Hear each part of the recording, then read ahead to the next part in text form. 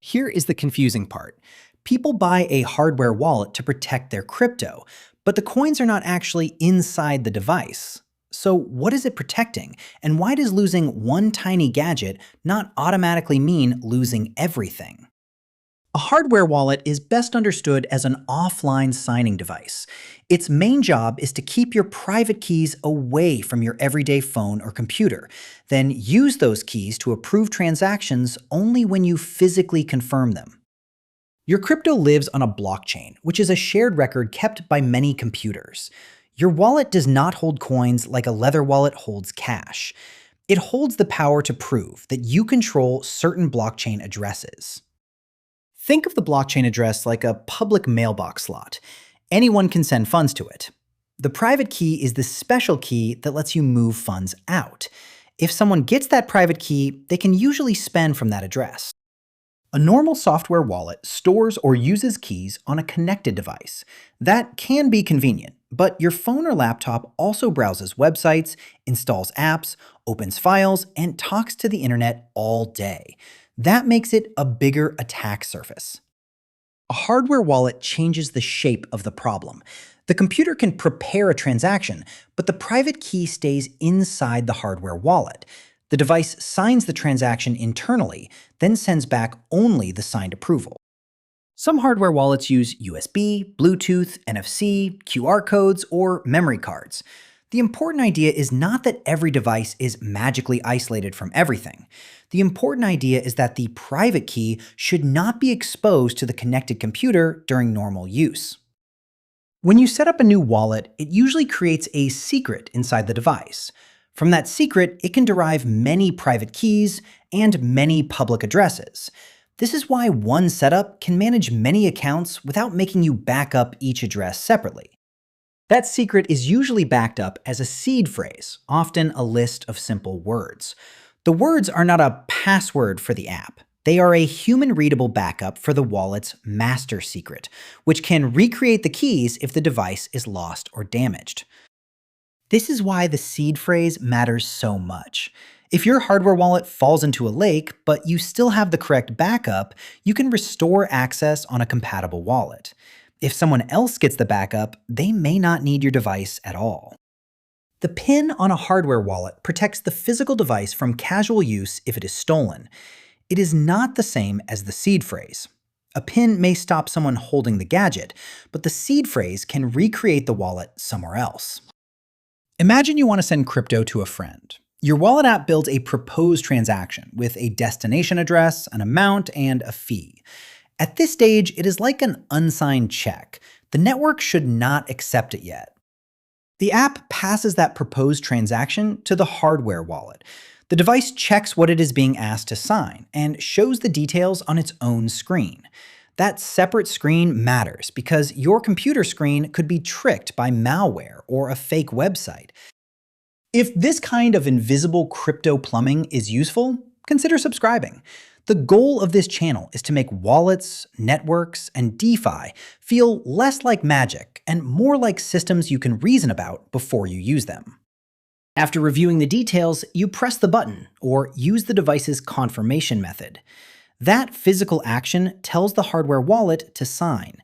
The signature proves that the private key approved this exact transaction without revealing the private key itself. Once the transaction is signed, the app can broadcast it to the blockchain network. At that point, the hardware wallet is no longer doing the sending. It has already done its part. The connected app is just delivering the signed message to the network. A useful analogy is a stamp kept inside a safe. You can slide a document into the safe, the stamp marks it, and the document comes back out. But the stamp itself never leaves. A hardware wallet tries to do that with private keys. This does not make every transaction safe. If you approve a malicious transaction, the hardware wallet may faithfully sign it. It protects the key from being copied. It does not automatically understand whether a smart contract is honest, fair, or safe. One risk appears when the device cannot show clear transaction details. You may see confusing data, a hash, or a vague approval request. That is often called blind signing. It is like signing paperwork in a language you cannot read.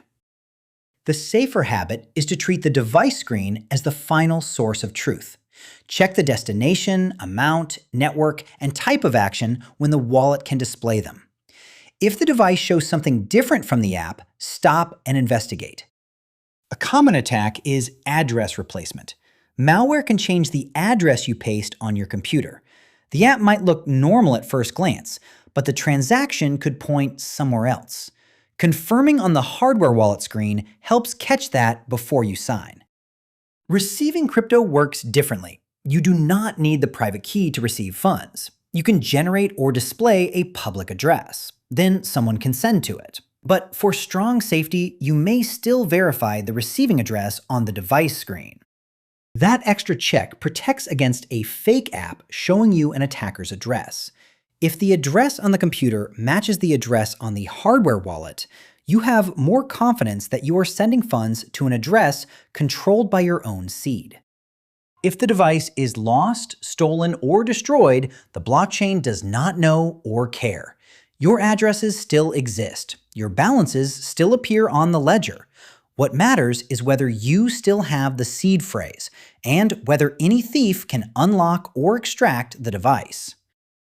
If the seed phrase is lost and the device fails, recovery can become impossible. There is no central password reset for self-custody. That is powerful because you do not depend on a company to hold your keys. But it also means your backup plan is serious. A good backup is protected from both theft and destruction. A paper backup can burn, flood, or be photographed. Some people use metal backup plates for fire and water resistance. The core principle is simple. Keep the words private, durable, and findable by you. The seed phrase should not be stored in a cloud note, email draft, screenshot, or camera roll. Those places are connected to accounts and devices that can be hacked. The whole point of a hardware wallet is weakened if the backup becomes an online secret. A fake support agent, fake app, or fake update may ask for your seed phrase. That is one of the biggest red flags in crypto. A legitimate wallet app should not need your seed phrase to show balances, update software, or help with a normal transaction. There is also a risk before you even use the device. A compromised or fake hardware wallet could be designed to steal secrets. This is why people prefer buying from the maker or an official reseller, checking packaging, and using the official setup process. A major warning sign is a device that arrives with a seed phrase already printed or written down. A new wallet should generate its secret during setup, under your control. If someone else prepared the seed, they may already know the keys.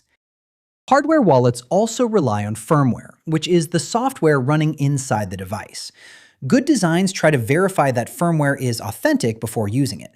Updates can fix issues, but users should get them through official channels and avoid links from random messages. Different wallets make different design choices. Some emphasize open source firmware. Some use secure element chips. Some use air-gapped QR signing. There is no single feature that makes a wallet perfect. Security comes from the full design, the setup process, and user behavior. Some wallets support an optional passphrase on top of the seed phrase. This can create a separate hidden wallet, but it also adds risk. If you forget the passphrase or record it incorrectly, the seed alone may not recover that wallet. For larger amounts or shared custody, some people use multi-signature setups. That means spending requires more than one key. A hardware wallet can be one signer among several. This can reduce single-point failure, but it also makes backup and recovery planning more complex. A hardware wallet is different from keeping crypto on an exchange. On an exchange, the platform usually controls the private keys and gives you an account balance. With self-custody, you control the keys, which gives more independence and more personal responsibility. A phone wallet may be fine for small everyday use, just like carrying some cash. A hardware wallet is more like keeping the main key in a separate safe. The trade-off is that it takes more steps, more care, and more backup discipline. The biggest misunderstanding is thinking the device itself owns the coins. Really, the seed phrase and derived keys control addresses on public networks. The device is a protected tool for using those keys. That is why a restored wallet can show the same balances on a replacement device. A hardware wallet cannot save you from every mistake. It cannot reverse a transaction after it is confirmed. It cannot make a scam project legitimate. It cannot protect a seed phrase that was typed into a fake website. It reduces key theft risk, not all crypto risk. The practical rule is this: keep the seed offline. Verify important details on the device screen. Treat unexpected seed requests as scams. Buy through trusted channels. Test your backup before you rely on it. And remember that signing is permission, not just a technical step. A hardware wallet is not a magic box full of coins. It is a small device that keeps keys isolated and makes you approve what those keys sign.